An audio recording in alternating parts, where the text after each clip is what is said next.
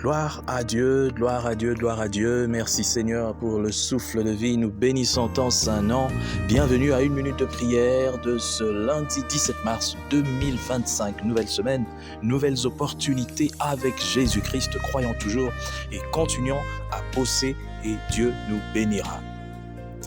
Aujourd'hui, le Seigneur a mis en mon cœur le désir de partager avec vous ce passage de Marc chapitre 16, les versets 7 et 8 que je lis au nom de notre Seigneur Jésus-Christ. Allez dire à ses disciples et à Pierre qu'il vous précède en Galilée. C'est là que vous le verrez. Comme il vous l'a dit, elles sortirent et ne dirent rien à personne. Alléluia. Un message glorieux était confié à ces femmes et elles n'en dirent rien à personne. Osons-nous les critiquer aujourd'hui? Beaucoup vont se lancer dans ces jeux de critiques. Mais n'est-ce pas pareil aujourd'hui? Et d'ailleurs, si à l'époque, le message n'était pas total, parce que c'était Jésus ressuscité, mais aujourd'hui, nous avons la parole de Dieu, tout ce qu'il a voulu révéler à l'humanité dans sa totalité, dans la Bible. Mais est-ce que nous partageons cette vérité?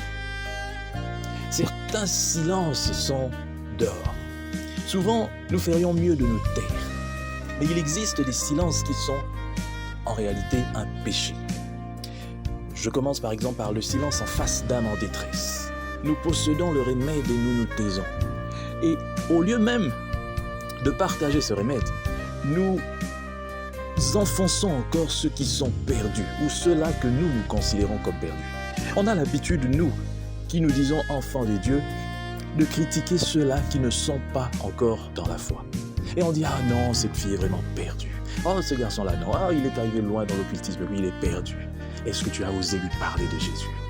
Tu ne l'as jamais fait, mais tu es fort à critiquer.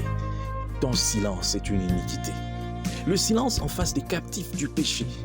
Et nous prétendons connaître l'évangile, c'est pareil. Le silence en face des âmes déçues, désorientées. Nous connaissons la réponse qui les satisfait.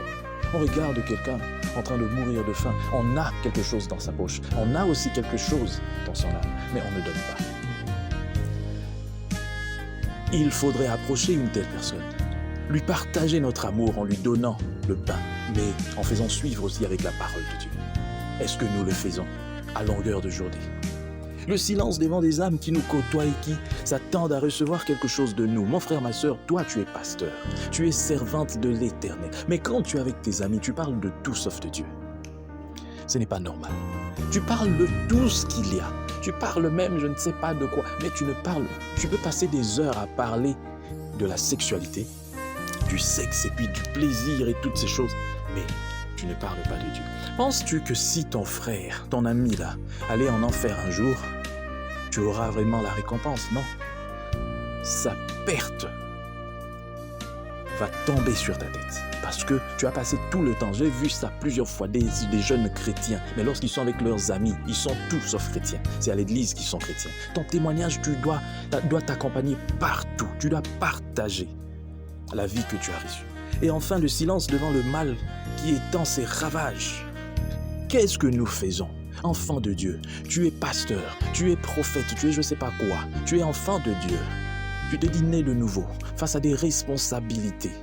Tu jettes l'éponge. Toi aussi, tu entres dans la danse. Tu commences à détourner. On t'emmène un dossier, on dit, on peut gagner beaucoup d'argent ici, il suffit de falsifier seulement. Tu falsifies. Et demain, tu es à l'église en train de prêcher.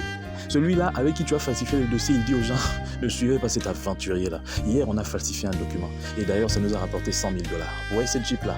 Et oui, c'est cet argent-là. Et à l'église, tu dis, non, Dieu m'a béni. Menteur, voleur, fossoyeur. Que le Seigneur bénisse sa parole, qu'il bénisse son peuple en cette journée et qu'il nous aide à ne plus rester silencieux, à ne plus être complices par notre silence, complices du mal, complices de la perdition de nos frères et sœurs. Que Dieu bénisse sa parole, qu'il vous bénisse aussi. Passez une bonne semaine en Christ et réussissez au nom de Jésus-Christ. Amen.